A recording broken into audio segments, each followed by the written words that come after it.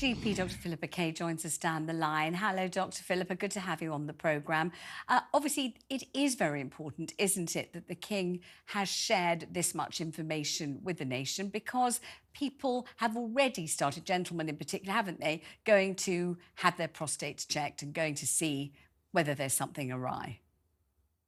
Absolutely. We know that in the past few weeks, when he talked about having a benign prostatic enlargement, that hits on the NHS website talking about benign enlargement of the prostate went up by over 1,000%. And some of those people who go to the doctor will actually have prostate cancer as opposed to a benign enlargement. When public figures talk about their health, it really helps other people come forward. And while I would love to be in a position where we didn't have to wait until somebody of such national importance became unwell, there is definitely a positive impact on the rest of the nation's health when we start talking and having these conversations about things like cancer, because 1 in 2 of us will have cancer at some point in our lives, which means that every household will know somebody who is affected by cancer, and these conversations are vital.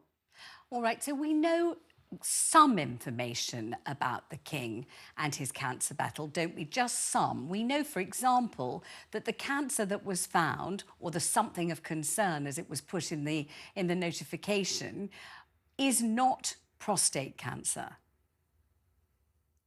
That's what they said when they talked about the prostate. They said that it wasn't prostate cancer.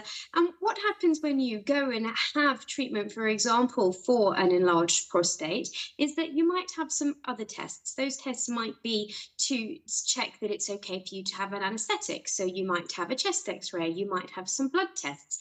They might have done some other imaging of the areas around the prostate. So there are lots of opportunity to check that everything is okay.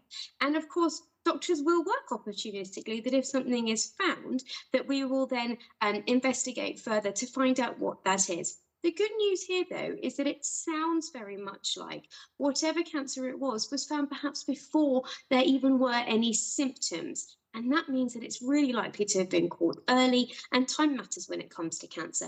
The earlier that you catch a cancer, the less likely it is to have spread, and the more likely it will be that it's easy to treat and that you will make a full recovery.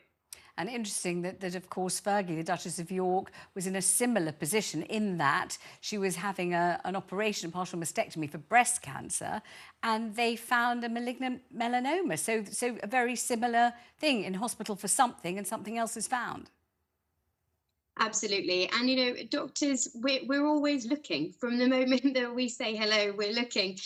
Because you can't see all of you. For example, you know, you can't see your back, and we might see your back and we might notice a mole. So we're always looking at you holistically to look at your whole health. But of course, I join everybody else in wishing the royal family well and good health in the future.